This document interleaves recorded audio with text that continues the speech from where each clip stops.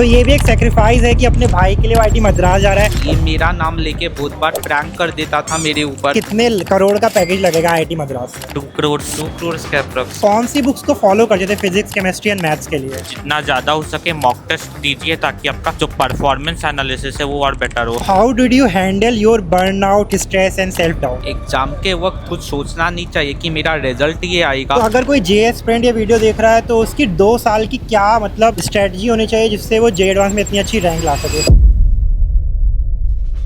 तो hey guys, welcome back to my channel. आज हमारे साथ जे एडवांस के 2 ऐसे स्टूडेंट है जो जुड़वा भाई है एंड उन्होंने जे एडवांस क्रैक कर दिया है। तो अभी उनसे चलिए उनका पहले इंट्रोडक्शन ले पूछते हैं और उनसे पूछते हैं कि क्या रैंक आई है। तो भाई अपने आप को एक बार इंट्रोड्यूस कर दो और अभी आपकी जे एडवांस 2026 में क्या रैंक आई है? मेरा नाम मारूफ अहमद खान है और मेरी 32 रैंक आई है। 32 रैंक आई है। मेरा नाम मसरूर अहमद खान है और मेरा रैंक 169 है। ओके यार, इंटरव्यू से पहले बताओ, मतलब आप लोग इतने क्यूट लग रहे हो ना, मतलब दोनों जुड़वा भाई और ऐसे इतना बड़ा एग्ज़ाम, इंडिया का one of the toughest exam crack करा है एंड दोनों की जे एडवांस में इतनी अच्छी रैंक आई है। तो इसके पीछे का रीज़न क्या है? मतलब इसकी यही रीज़न है कि फैकल्टी सारी यहाँ पर एलन में इनकरेजिंग थी। उनका डाउट सॉल्विंग काउंटर 24/7 लगा रहता था, तो उनसे डाउट क्लियर करते थे। साथ ही साथ अपना हार्डवर्क और डेडिकेशन भी था गोल के प्रति, तो उसके वजह से आ पाया है रिजल्ट।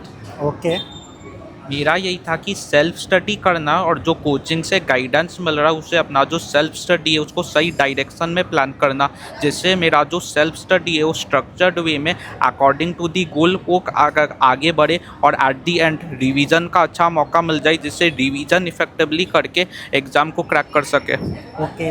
तो ऑन एन एवरेज दोनों भाई लोग मतलब कितने घंटा पढ़ाई करते थे डेली? 7 से 8 घंटा सेल्फ स्टडी था और फिर 6 घंटा क्लास था। ओके। हाँ, मेरा भी 7 से 8 घंटा सेल्फ स्टडी और 6 घंटा class. Okay, so what was your percentile in JEE mains exam? 99.9948। Okay. 99.9984। Okay, मतलब दोनों का सिमिलर ही है। ठीक है, तो यार ये बताओ, जब दोनों पढ़ाई करते थे तो ऐसा हुआ करता होगा कि यार कभी तुमको कोई टॉपिक समझ में आ रहा है, कभी तुमको कोई टॉपिक समझ में आ रहा है, तो क्या आपस में कभी ऐसे जेलसी की या कुछ भावना आता था क्या? नहीं, जेलसी की भावना नहीं थी, हेल्दी कंपटीशन था। तो जो मुझे नहीं आता था मैं इससे डायरेक्टली पूछ लेता था, तो वो मुझे अच्छे से एक्सप्लेन भी कर देता था, तो मुझे वो जो वीक टॉपिक्स था वो क्लियर हो जाता था और इसका जो वीक टॉपिक्स था मैं समझा देता था, तो उसका भी क्लियर हो गया था। ओके।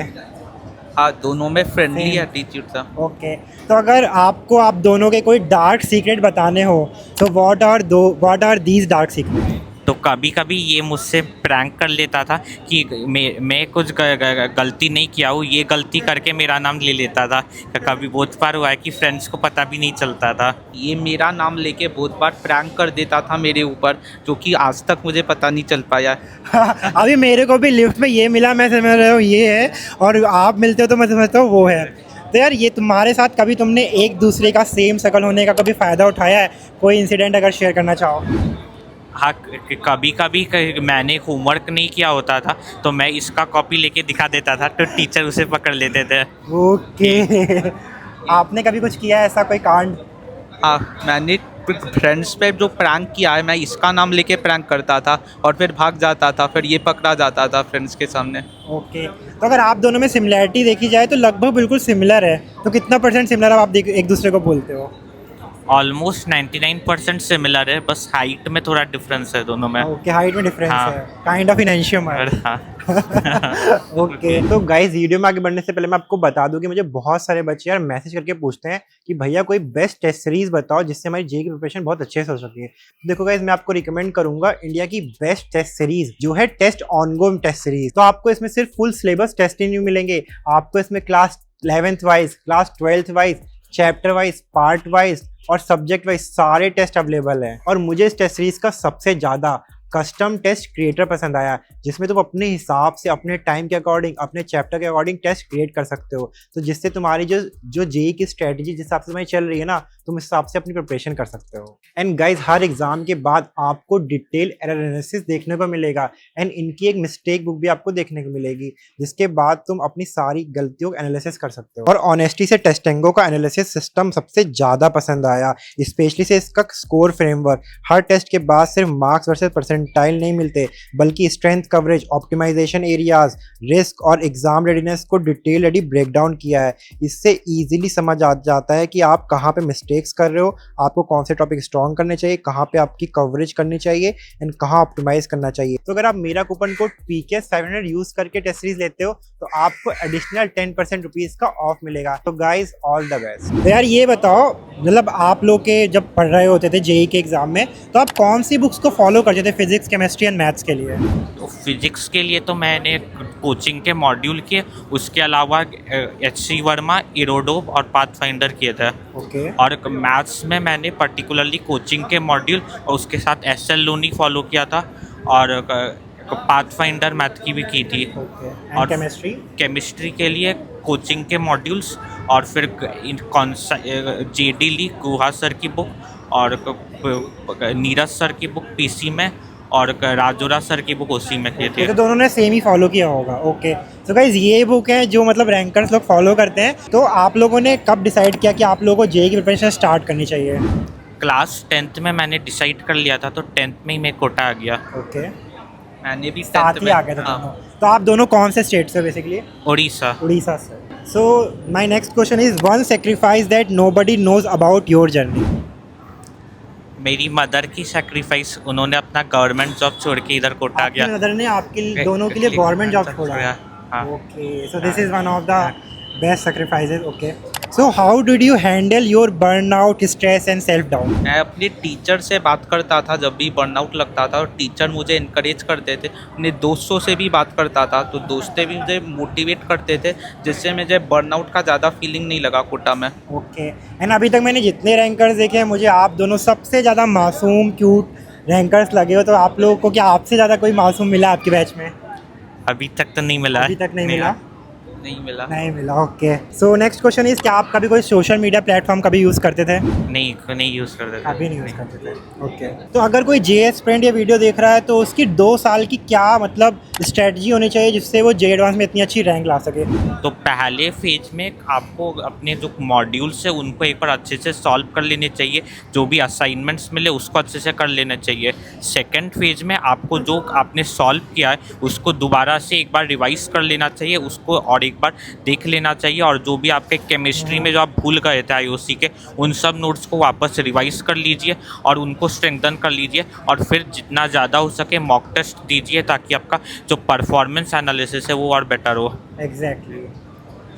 मैं यही बोलना चाहूँगा कि अपने हर टेस्ट के बाद टेस्ट का एनालिसिस करें, टेस्ट का एनालिसिस अपने टीचर्स को दिखाए, जिससे वो आपका जो गलतियाँ है उसको समझ सके और आपको इम्प्रूवमेंट के लिए बोल सके। तो जो टीचर्स का जो गाइडेंस है वो बहुत हेल्प करता है, और उससे आपके फटाफट जो भी सारे मिस्टेक्स है वो एक जगह कलेक्ट हो जाते हैं, और उससे आप अच्छा कर सकते हैं अगले टेस्ट में। So is there any chapter and topic that change your rank completely?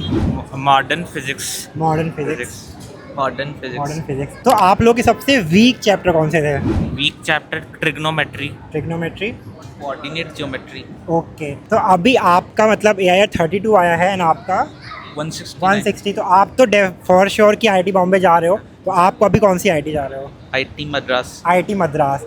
तो दोनों अलग अलग IIT में हो गए और बचपन से साथ रहे हो, साथ पढ़े हो, तो अभी कैसा लग रहा है कि एक भाई IIT मद्रास जा रहा है, एक भाई IIT बॉम्बे जा रहा है? मैं अपने चेंज कर लूँगा कॉलेज IIT मद्रास में। अच्छा, आप IIT मद्रास जाओगे? हाँ, तो एक साथ ही रहेंगे। सो गाइस देख रहे हो, मतलब इसको IIT बॉम्बे CSE मिल रहा है, but he is not going to IIT Bombay, he is going to IIT Madras just because of his brother. तो ये भी एक सेक्रीफाइस है कि अपने भाई के लिए वो IIT मद्रास जा रहा है, क्योंकि वो IIT बॉम्बे नहीं आ सकता जस्ट बिकॉज ऑफ थोड़ा रैंक में डिफरेंस है, but he is going to IIT Madras. तो this is one of the biggest like sacrifice that you are going to do. वो तो है ही। ओके। तो अगर आप लोगों को अभी IIT Bombay, IIT Delhi, ISC, IIT Madras मिल रहा होता, तो दोनों को सेम, तो कहाँ जाते हैं? IIT Bombay. IIT Bombay. IIT Bombay. So one myth about IIT student that they should stop believing. Exam preparation और सिलेबस उतना डिफ़िकल्ट नहीं है। अगर आप ढंग से प्रिपेयर करते हो, टीचर्स का गाइडेंस लेते हो, तो आप अपनी मेहनत अपनी पोटेंशियल से अच्छा रैंक लेके आ सकते हो। ओके एग्ज़ाम के वक्त कुछ सोचना नहीं चाहिए कि मेरा रिजल्ट ये आएगा, अगर मेरा इतना मार्क्स आ गया तो क्या होगा। हमें एग्ज़ाम के वक्त क्वेश्चन पे फोकस करना चाहिए और टेंशन फ्री होकर एग्ज़ाम देना चाहिए। तो अभी आप लोग आईआईटी जा रहे हो, बेसिकली आईआईटी मद्रास ने बता ही दिया है, तो आपकी क्या एक्सपेक्टेशन है आईआईटी से?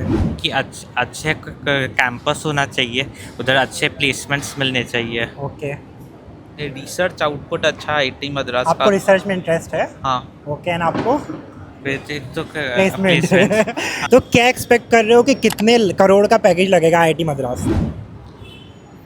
2 करोड़ 2 करोड़। ओके, 2 करोड़ के approx. 2 crore. Okay, so last जे टिप्स अगर आप देना चाहो जे एस्पिरेंट्स को।